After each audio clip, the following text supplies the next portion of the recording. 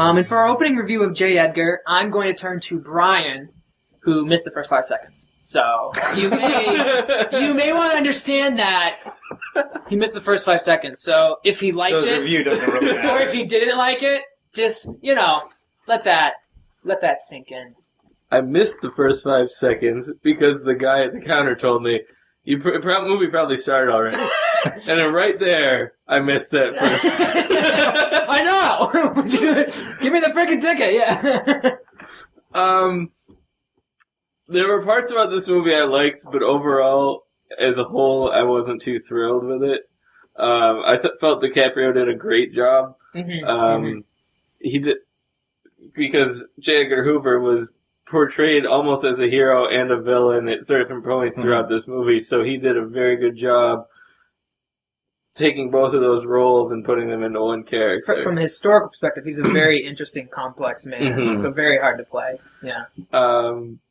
But I felt that at points this movie got too gimmicky with the going from past J. Edgar Hoover to future J. Edgar Hoover. Yeah. And it's just going through that timeline. Sometimes it was confusing. I wasn't sure, it didn't seem like they weren't just 2 periods of time we were following.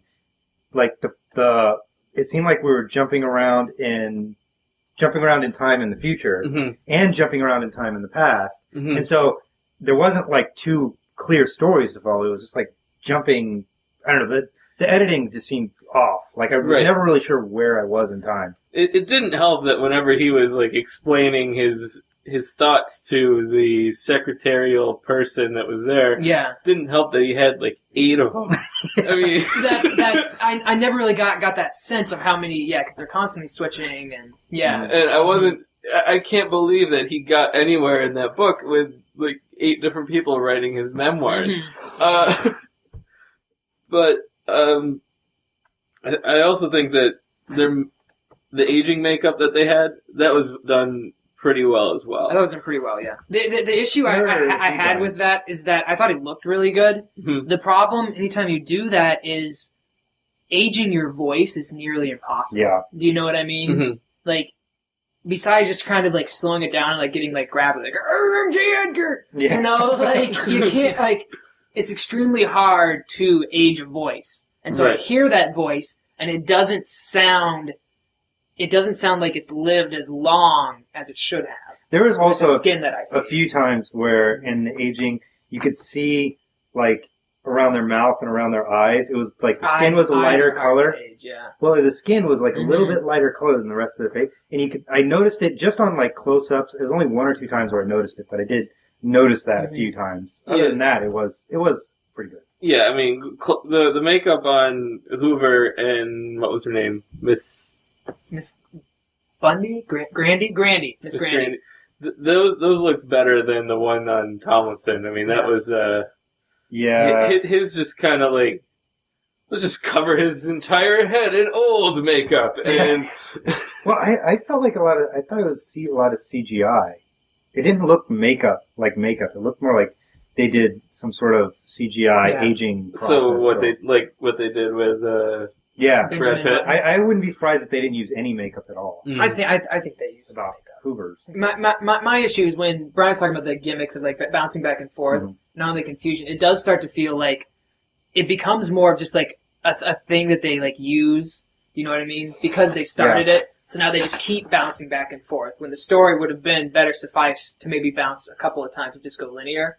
Yeah. Because there's a lot of powerful moments, but when you bounce back from the past, right? So when you bounce from a moment when they're sitting watching a horse race in the past and they're young, and then you bounce to them being old and he has a stroke, when previously, just the moment before in the past, right, his mom had died, it takes away from the power of some of these scenes. Yeah. So instead of it moving linearly, it was almost like every jump was like a climax. And eventually, I was just losing interest in what could have been some really, really amazing moments. Because there are some moments that are going to be crushed. The moment that it almost brought me to tears, not because it was sad, but because it was so human, is when Frost has finally convicted him, has finally got him to admit his defeat, and he walks out of the interview, and he walks up to that lady who's holding a dachshund, and it's such a strange human moment where he just looks at her and says, like,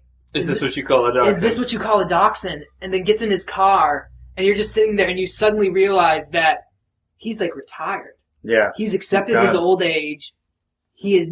All his power is gone. At the end, him coming up in the golf cart, where at the beginning, he's like, golf is for people who've given up. Oh my goodness. I mean... And then the shoes that he gets at the end, and... watching these two movies literally back to back was bad, because I think watching Frost Nixon hurt J. Edgar, because I was like...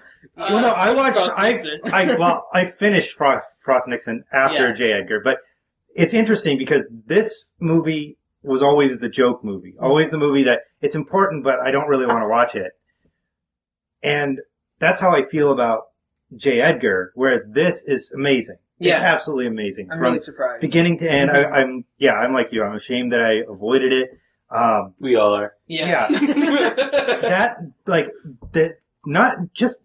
final interview is really powerful, but even before that, the sense of power that Nixon holds over him. When he is kicking his butt. Yeah, and he's just sort of like, get him! Wait, no, don't get, no, come on! Yeah, I know. He's just like sitting back and taking it, and you realize like why Nixon, like who Nixon was as a person, and how, like, he's another person that now he's more of a joke than anything else. Yeah. Mm-hmm. Which is unfortunate because he was a extremely powerful man, and it shows that in that moment. And Frank Langella should have won an Oscar. He should win. He should win like every award. Oh. He should win for best animated short. I mean, that's ridiculous. I mean, he didn't win everything. His on the phone monologue is one of the best pieces of acting. Oh, when he just like loses it. Yeah, it's amazing. It just describes that human sense of like it gives you this inner like I don't know if Nixon is actually in that, but it gives you that sense of who he was. That he was trying to just. That he felt like everybody looked down on him. Yeah. And everybody was against him. And everybody did. Fighting. You know. Well, especially at that point. I can't imagine when he was president that everyone was actually looking down on him. Like he was one of the most popular ever before Watergate. Mm-hmm. Yeah. But how'd you feel about it, Brian? It flowed so well. It was just... Mm-hmm. There wasn't really any downtime at all. I also enjoy how they shot it in parts at the beginning and the end, like a documentary, where they were going through and they were interviewing the people on Frost's side, and they were interviewing Kevin Bacon, who was I believe, the head advisor or whatever, head aide of Nixon after he had retired or resigned, and before he made Magneto. Yeah. Before he made Magneto. No, it would have been after. Yeah. Get your timelines right. Oh, sorry. That was his grandfather, right? It's a stupid movie. You will watch it again. We'll make you tonight. We'll liquor you up. Yeah. Make it so you can't drive home, so you have to watch it. I have to watch it again. But you'd rather watch Citizen Kane than J. Edgar? Yeah, I probably would. Would you rather watch Risky Business than J. Edgar? I have not seen Risky Business. You probably haven't seen it because it's Cruise. No, I just think it's something I never... Yeah, maybe.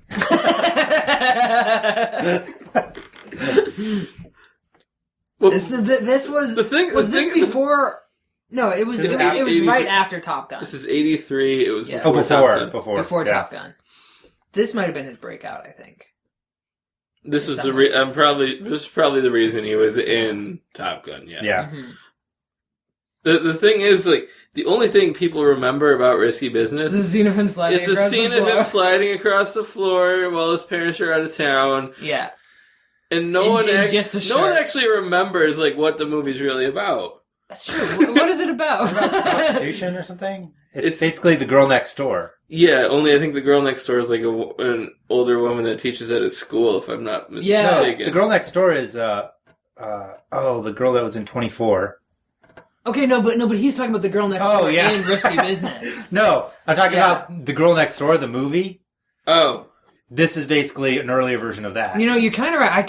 I know I've seen Risky Business because I went through a phase where it was like all about Tom Cruise. Mm-hmm. You know. Really? Yeah. Would you like to talk about that? No.